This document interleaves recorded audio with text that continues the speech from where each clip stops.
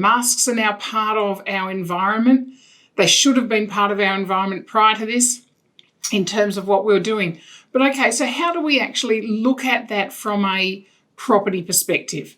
Now, when you look at the list of premises where you must wear a mask, so you look at the public health orders, and these are the health orders that have been released as of the 3rd of January, so a couple of days ago. And it actually lists out the very first part of the public health order is really easy to find. Go to newsouthwales.gov.au to COVID-19 and then COVID safe. It's all there. It's so easy to find there. And, there's every second link on Facebook or any of the socials these days have got the links to the New South Wales government sites. So great place to find all the information that you want.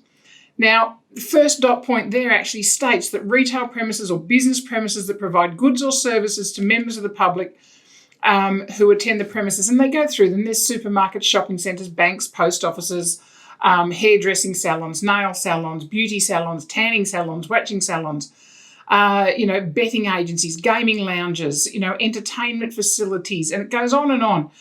Places of public worship, residential aged care facilities. So, they're all places that we have to wear a mask. Obviously, public transport is a whole another section in there. So, okay, still nothing really about property here in terms of showing property as real estate agents.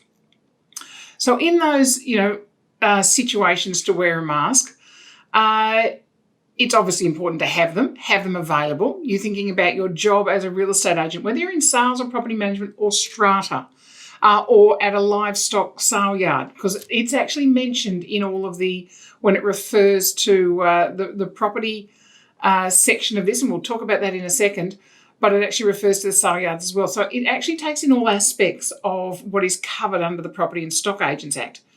So, it also goes on to say that even though they've nominated all of those different areas, you still need to wear a mask obviously when it's mandatory for you to wear a mask. If it's hard to maintain social distancing, so, if it's hard to maintain that 1.5 metres.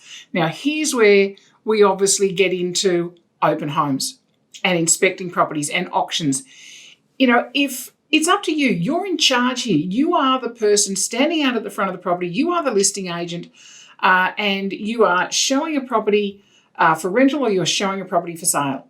And if it's the type of property that there are lots of people coming through and you can't ensure that 1.5 social distancing or physical distance between groups of like people, then you obviously need to look at the issue of insisting that people wear a mask because of that reason. So that's where it actually then becomes really necessary to have those masks on hand, have them ready, and have the box of them there for people to go. So they've come down in price. I can remember when this all started 9 months ago, you'd go to, for us, because we're so close to Queen Victoria Building, we'd whip down into Victoria's basement, and they were costing $40-something a plus, a box.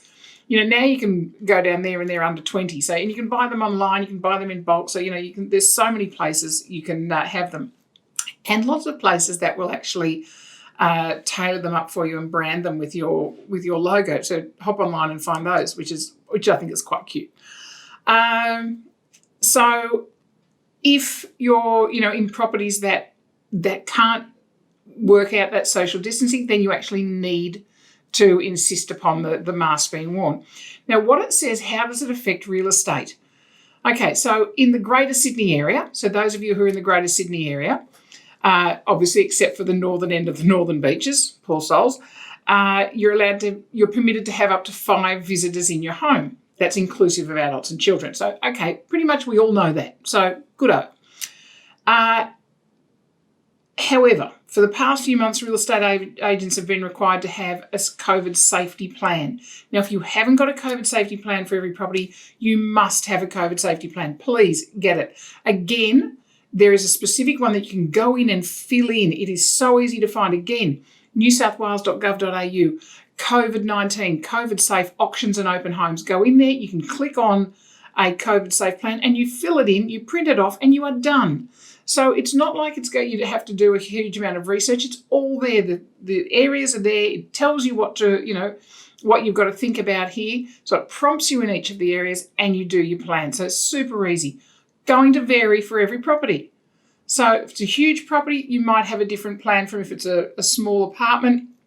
and how they're accessing the apartment, if it's a security at the front, or if there's stairways, or if there's a lift, or if there's, and the lifts may be limited to a certain number of people. So the whole range of things will differ for every COVID safety plan that you have for every property that you are listing and showing. So make sure that happens. So you have to have that, but the numbers are not limited to 5. So yes, they are visitors to a property, but for real estate, so for the purposes of showing a property for either sales or property management, in order to allow people to view or inspect a property for buying or renting it, those numbers don't apply. So you can't say, no, we can only have 5 people in today and that's it. So no, that's not the case. You can have way more, but you need to make sure that your COVID safety plan covers how you're going to ensure physical distancing or have actual masks there available. And obviously we've talked about it month after month, 9 months of it, we've talked about it, in terms of having the sanitizers, the wipes to wipe down any surfaces where you've had your documents and people have touched when you start at the property and when you finish at the property. So again, organise yourselves to have all of that ready for when you arrive and when you leave, which may mean you need to have a little bit more time between your opens to make sure that you give yourself that time, or have somebody helping you, going in there, preparing it, staying there afterwards, fixing it up. You whip off to the next open home. Look at what your diary is like on any given day to work out how you need to do that.